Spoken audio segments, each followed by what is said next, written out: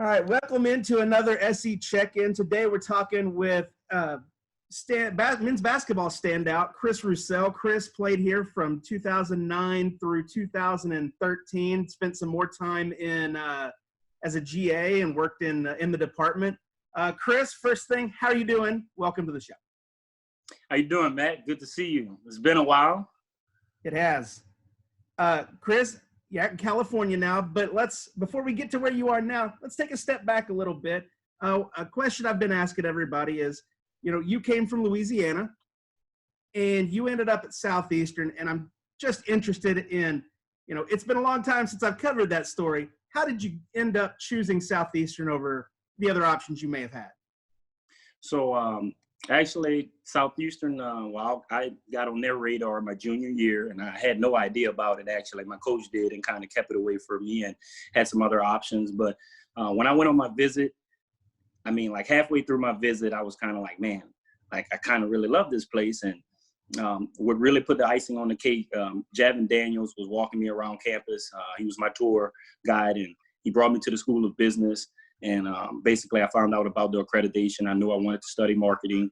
And once I found out that, how well the School of Business was, and as far as the accreditation, how strong or the weight it held, I was like, okay, this is really good. And then obviously seeing the new arena and all of the different facilities throughout the campus, I was like, this is it now. I remember when Coach Rob put the scholarship on the table and he walked out, and my dad just turned and looked at me and said, hey, this is your decision. Like, do you want to be here? And I didn't want to jump too quick, but I was like, you know what? This is the place. This is the place. And then again, I did 4 years basketball, 2 years with my GA experience, and so 6 years in total. And I loved every second of it. Along those lines, you had, your 1,000-point scorer. You were multiple all-conference honors. You had a really great career.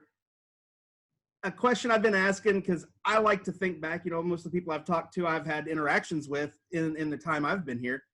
Tell me something about, a memory, something about your time at Southeastern, on the court, off the court, even your time as a GA that really hangs with you.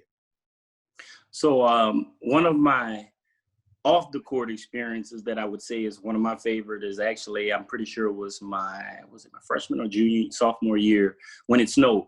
And obviously it doesn't snow in Louisiana, and the snow was pretty heavy, and we got to actually run around campus and have snowball fights and things of that nature. So that was really cool. I'm pretty sure it's my freshman year now I'm thinking back. That was a really, really cool experience. And again, like I said, it doesn't snow in Louisiana. So here I am just having a blast, a blanket of snow out on the ground, and it's actually sticking versus melting away. So that was truly a cool experience. Because when I went to Alaska to play basketball in high school, it was mainly ice. It wasn't as thick of snow, so not the same. But so I was happy to get to experience that. Basketball-wise, one of the games I'll never forget, it was the second game of conference my senior year. We had just lost the first game to Henderson State on the road, and we were getting ready to play Ouachita Baptist.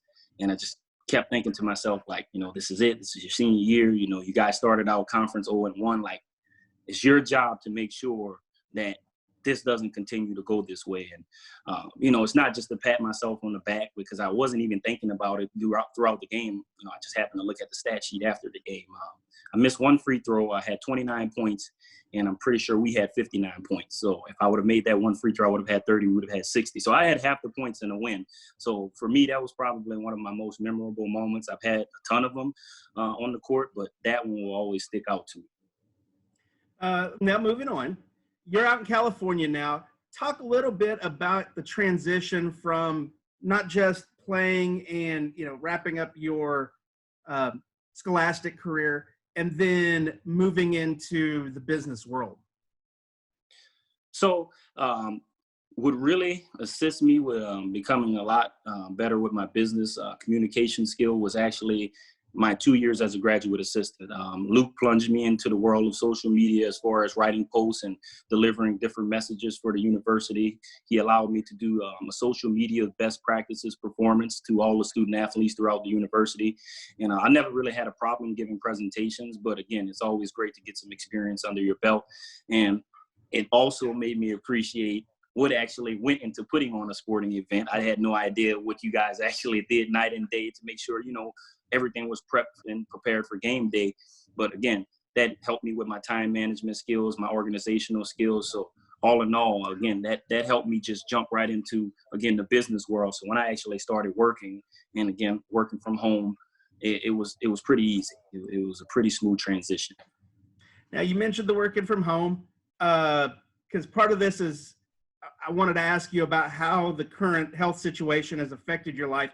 You, as we talked a little bit earlier, had a pretty interesting story. For those that don't know, Chris got married, and his wedding was right at the beginning, basically the day that things began to break. And Chris, if you tell the story, I found it fascinating. So my wedding was on March 14th, and it was back in New Orleans. And so, again, beautiful day. Everything went well. Wedding was enjoyable. And, there were cases popping up here and there. And, again, Sunday, things really accelerated. We weren't scheduled to leave New Orleans until Monday morning, and then we caught wind of that the airport might close for whatever reason. They may want to shut it down for, again, safety purposes. And so I hurried up and jumped online, booked a ticket, or switched my ticket through Southwest, and was able to make it back here Sunday night. And then Monday morning, we woke up and we called the travel agency and postponed our honeymoon to Fiji. And thank God, because we were going to leave on Tuesday and they banned international travel on Wednesday. So, it may have been good to be stuck in Fiji, but for how long, And then especially with my wife being pregnant with twin boys, it would have been a bit of a scare, for sure. Well, and, as you mentioned, that affected you on a personal level. But, on the flip side, you get to spend a little more time at home. You were already working from home anyway. Yeah. Now, on the other side, how has this affected you on a professional sense? So things for us has actually been really volatile. It is definitely a lot more purchase orders being transactioned and different things of that nature. I work in the healthcare industry in a sense because I provide different things for the Department of Veteran Affairs, anywhere from a VA hospital, military base, the Department of Defense, DLA. We have different contracts in place, and also we do a lot of bidding. So the good thing is, again, is having different warehouses throughout the country. We had supply on hand, so we aren't scrambling. We're actually able to fulfill most of the orders that we're getting requests for. Now, we do get some off-the-wall requests. One lady called me and literally called me and was like, "Are you Chris Roussell?" And I was like, "Yeah, that's me." And I was like, "May I ask who's calling?" And she said, XYZ from such and such Veteran Affairs Hospital. I need 10,000 thermometers. Can you ship them out to me within 2 days? And I was like, "Oh, we don't even sell thermometers." And I was like, that's crazy. And obviously there's an abundant request for masks, but we have masks in stock. So we're able to actually provide masks to different locations that want to get them from us. And but again, all in all, business has ramped up a lot due to the virus. But it feels good to know that, you're providing different people that are out there actually battling this on a first hand basis on the front line and giving them quality products. And again, not price gouging. That's something we also, pride ourselves on. This is a time when not a lot of people have supply on hand, and you can really, again, it's a fair playing field. You can up the price by, 15, 20% more just because they can't get it from somewhere else and they have to get it from you. But again, we're staying fair to our customers. And all in all, that's, good business ethics, because down the line, once this is always over, or once it's over, they'll remember that. And, moving along, being out in California, it's a little bit different feeling, especially people from Oklahoma always look at California as just a little bit different than Oklahoma. And it is, but as Oklahoma and Texas and the central part of the country are kind of pushing to open things back up, what's the sense in California as far as how things are operating in the shelter in place versus opening back up, and kind of where the local, state, and governments sit? So, well, again, there's people and, again, politicians on both sides that some are pushing for it to open, some are pushing for it to close. And just like, the residents that are here, some are pushing for it to open, some are pushing for it to stay closed. There's people that are actually taking advantage. They've opened up some of the beaches where you can surf, you can run and exercise. People are going out. And again, getting some fresh air. And I've been exercising throughout this whole thing. But again, the most I'll do is just run around the neighborhood and, come back home, work out.